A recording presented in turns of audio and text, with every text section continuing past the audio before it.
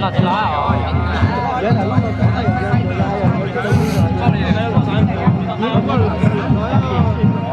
Nhắc từ tới chung.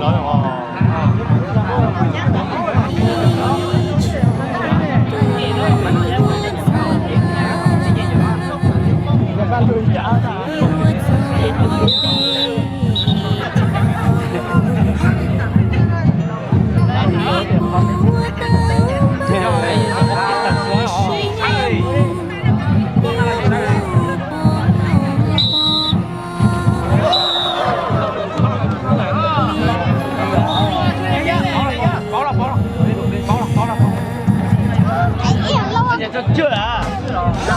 Có rồi. Tính đủ tóc ăn đủ nhá. Em phải. Việc ăn đúng không? Mà lâu từ từ đó. Lâu không nào. Mà lâu thử món này lâu mà không. Gì hả?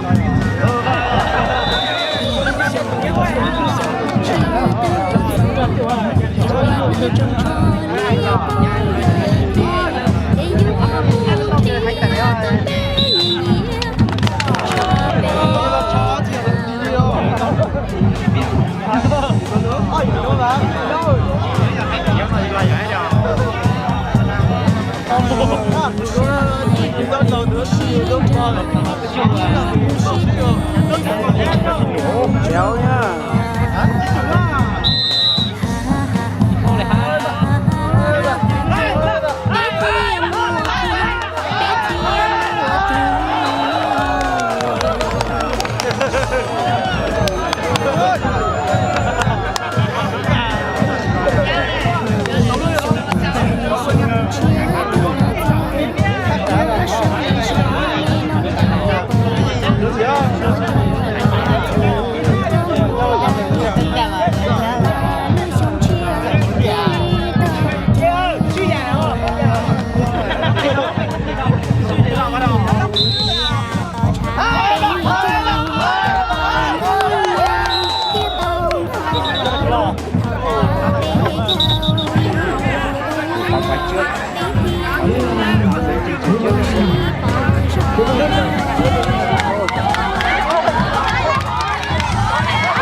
Không lại, rồi.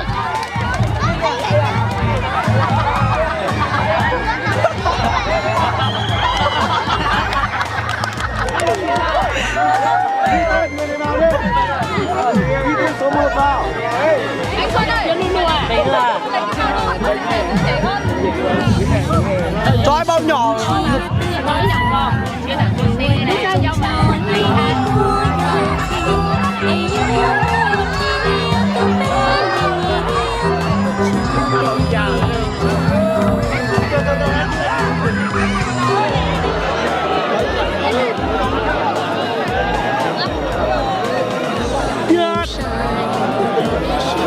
Con này có bà mát bên này rồi.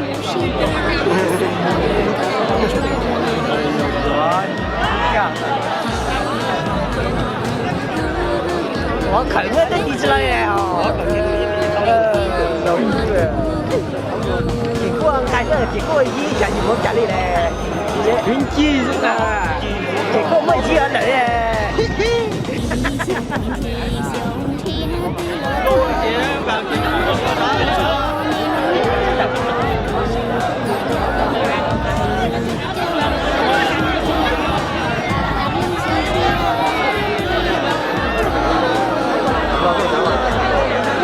Nó cho thằng này có bỏ vào. Đó chắc không có gì mà gì đấy à. Giờ chi rất ta. Giờ chi này cái gì này tiếng Nhật là này. Mà chỉ vào mát kia.